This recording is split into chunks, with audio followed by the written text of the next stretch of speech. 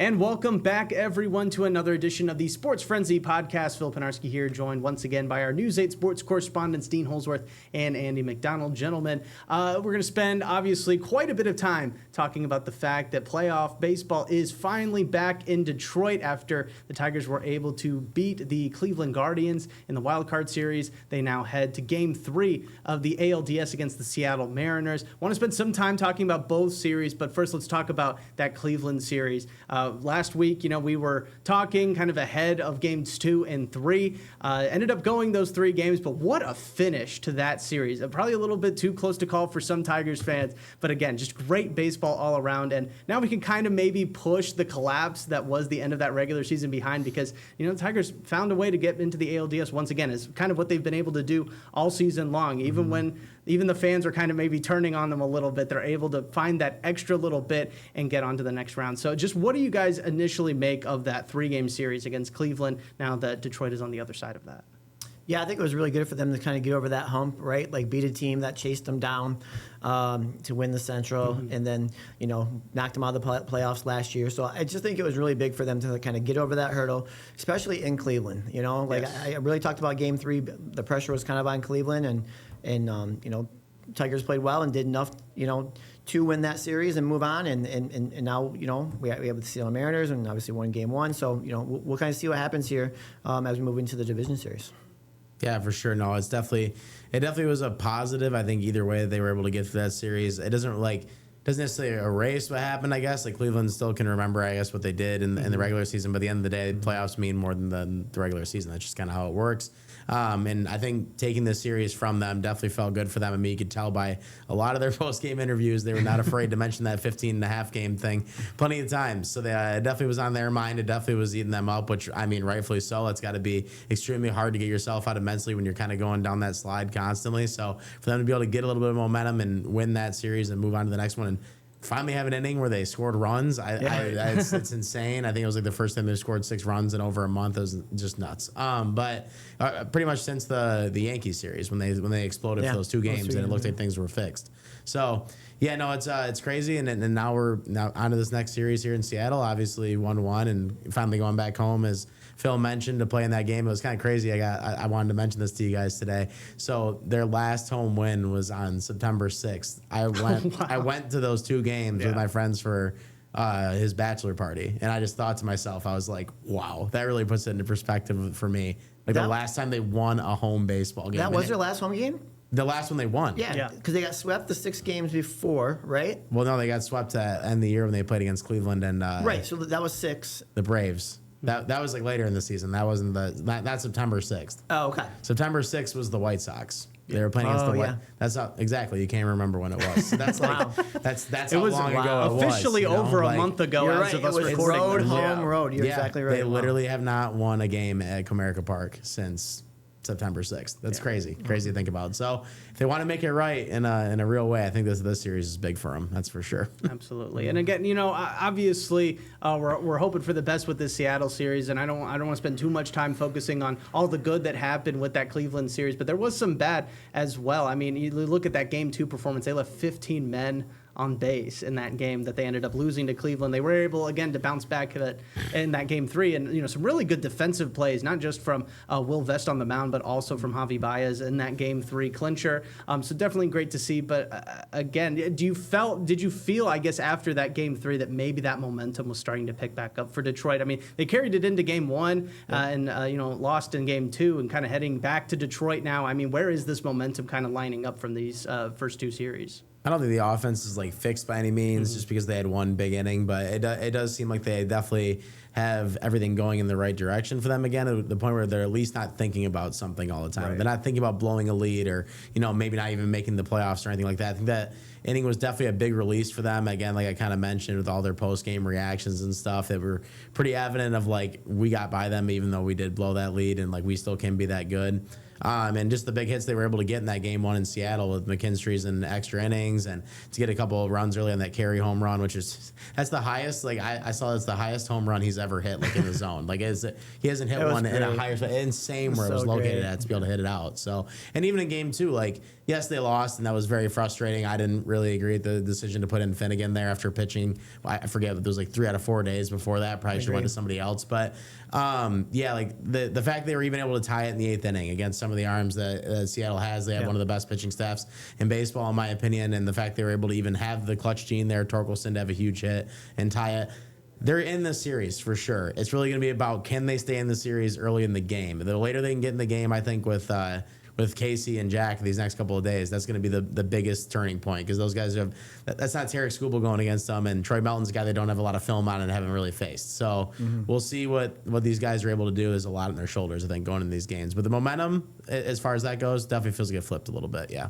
Yeah, definitely agree. I think obviously the only concern for all of us would be the fact that they're batting 192 with runners in scoring position in the postseason. Yeah, so huge. Like some early offense would be great. A 3-4 runs in the first 4 or 5 innings would just be, I think, a relief for some Tigers fans to be able to get like a little lead, because all of these are nail biters, right? Like you have no idea what's happening. All these games have been 1-2 runs. So, momentum, yes, but they have to start swinging the bats, especially with guys in scoring position, because your pitching has been really, really solid right now. The Mariners have a really good lineup 1 through 9, and for the most part, the first 2 games, they've kind of contained them. So Cal Raleigh has not done much, obviously, so far. First he get some hits the first game, but you got to keep him in the ballpark.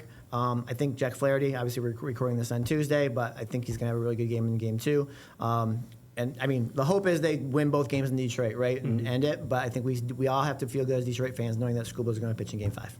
Yeah, definitely. And, we all kind of maybe had our own feelings about the matchup versus Seattle before the Tigers even were able to beat Cleveland. But kind of watching these first 2 games and, taking into account what happened in the regular season, I mean, how do you really feel this matchup is going? Kind of, we're through the first 2 games and we're tied at 1-1 headed back to Detroit. I mean, do we feel like Detroit's got the momentum in this series? Do you still worry about Seattle? I mean, just kind of as far as who you're picking in this series, I mean, has that changed based off these first 2 games, or are you guys maybe still sticking with your original guess? No, I think it was just, I was surprised they won game 1, right? And then you felt really good going into game 2 because you had Skubal. So if they would have came in, obviously won the first 2 games, you'd be feeling really good right now. But, it didn't happen in game 2, and Skubal gave up a couple home runs, and that's just kind of the way it played out. So, but I think as a Tigers fan, you would take 1-1 going into Detroit for 2 games with an opportunity to clinch and move on.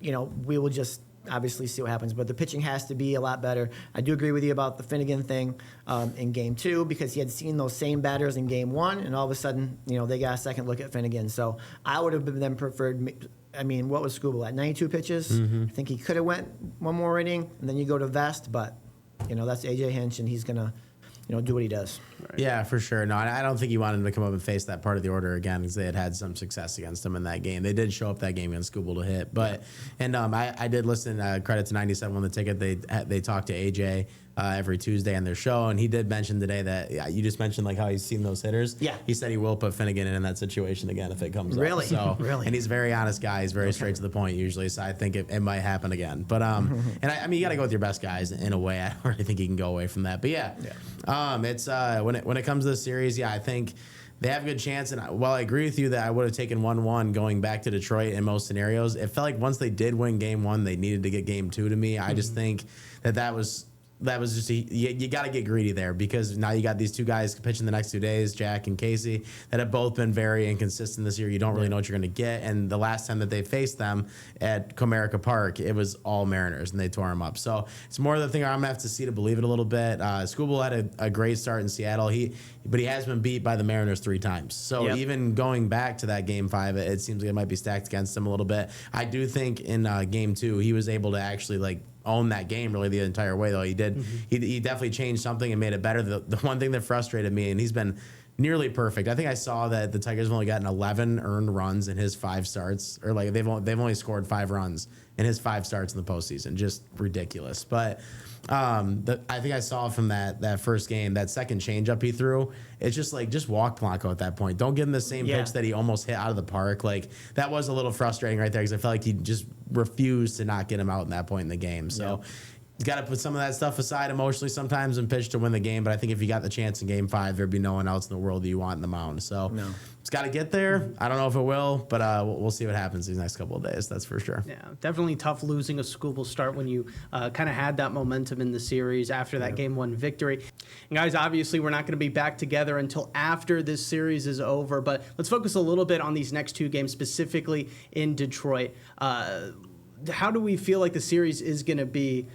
Do we think that maybe the series ends in Detroit with one team winning or not? Do we think this maybe goes 5 games? I mean, how do you guys kind of see the rest of the series playing out ahead of our next episode together?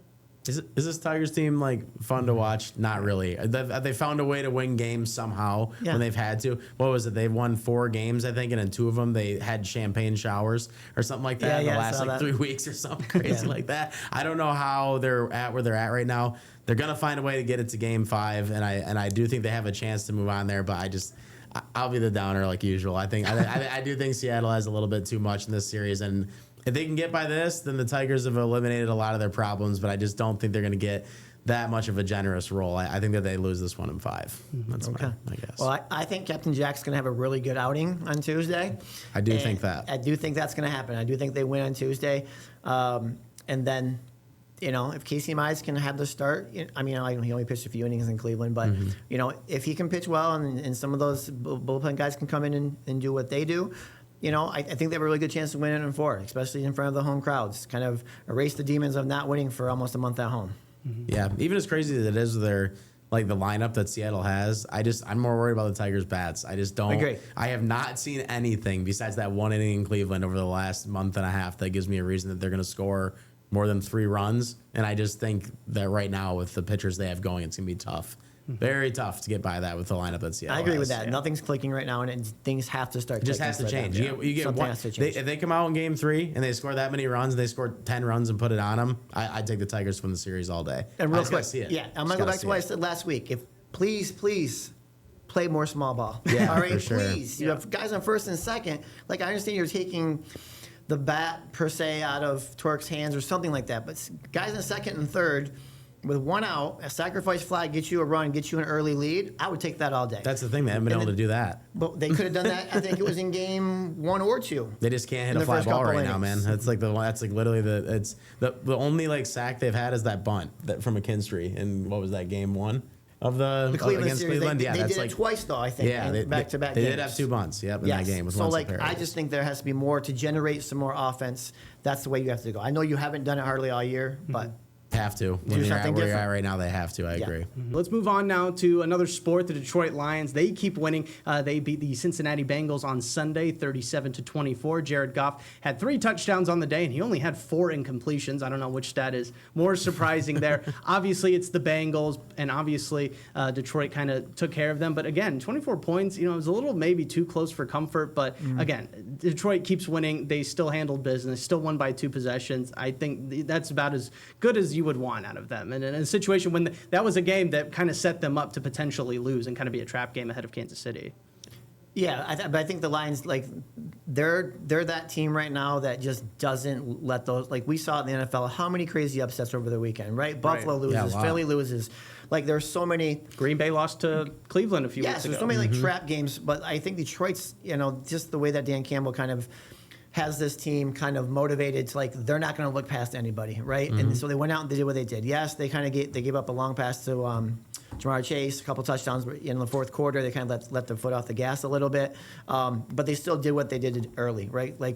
Cincinnati had 3 points, I think, going into the fourth quarter maybe or late in the third. So Lions did what they needed to do, and I think that's the mark of a really, really good team. The one thing, obviously, which we'll talk about here is, Terran Arnold's probably out for the rest of the year. DJ Reed's out for who knows long. So I think that's some cause for concern moving forward. Yeah, that's exactly it. I feel like if it wasn't for the injuries right now, you have to pick the Lions, no doubt, to be the best team maybe in the Yeah. NFL. If it wasn't for that, that is definitely a concern though in the secondary. We'll see. Honestly, like Terrion is still a big player to lose. I do think Amik Robertson could have replaced him and been a pretty fine replacement based on what we've seen from Terrion. It's DJ Reed for me. They need to get him back, or they need to go get somebody to replace it. But yeah, as for the game on Sunday, the Lions. How long was it? Like I growing up my whole life, it was same old Lions. All my dad would say to me, same old Lions. They're just gonna do what they do. Always give me crap about cheering from. This is the brand new Lions thing that started a couple years ago. This is what it is. Like they just don't. When they come out, it is so true. Like they just don't give up these kind of games. Like whenever they are favored to win, they find a way to do it, and they do it every single time. It's just they don't have a letdown week. They'll lose a game where maybe they play against a team that's evenly matched them because that's just how football works. But they just have not had that letdown week where they just surprise you and get upset, and it's been awesome to watch. This is another example. Maybe they fell asleep a little bit in the middle of this game to the point where they kind of let the Bengals like somewhat get back in it, I guess you could say. But it never felt like it's just this Lions team. You just know, like I think it got to 11 points. You knew that the Lions needed to at least score on that next possession just to kind of keep it in their favor and not have to worry about it. And what do? They go right on the field and they score. Isaac. Yeah, exactly. Isaac has catches the touchdown. Like just use everybody that you possibly can, right? Like there's just everybody in this team is so all in. They're all locked in. It feels like they're all going for the same thing. It's going to be a hard train to slow down. I do think this game on Sunday night is going to be very, very tough for them with Patrick Mahomes and the Chiefs right now because they're pretty upset. I feel like after the other night, and they're 2-3, they know they can't keep losing. I mean, I don't know if you guys got the chance to watch some of that game, but it didn't really seem like it was like I feel like the Chiefs were going to win that game. I feel like Patrick Mahomes played a great game. Thought their offense looked a lot better, maybe one of the best times they've looked all year. And somehow the Jaguars get this crazy pick six, and then Trevor Lawrence falls over 8 times and scores a touchdown to win the game. Like I mean, good for Jacksonville. I mean, hey, Duval. Right, they're relevant 4-1, but yeah, it's right now to me. If you had to pick the best team in the NFL with the Eagles losing and kind of been weird for them on offense the last like 3 weeks now. I'd say the Lions look like the best team in the NFL right now, and it's hard to say anybody else is. I think maybe the Bills. But they just lost. Yeah, exactly. Yeah, no, I think, you look at the Lions, they're on a 4-game winning streak. They had their first loss already. They're just kind of piling up the wins right now. Do want to mention, we touched on Terrion Arnold's injury. Adam Schefter reported earlier today, actually, that after a second opinion, it's not feared to be as bad, and he could possibly be back after just a couple of weeks. He could be back as early as after the bye week. So definitely some good news out of that. But again, I want to spend some and give some love to the defense as well, because I love watching this Lions defense. Again, they gave up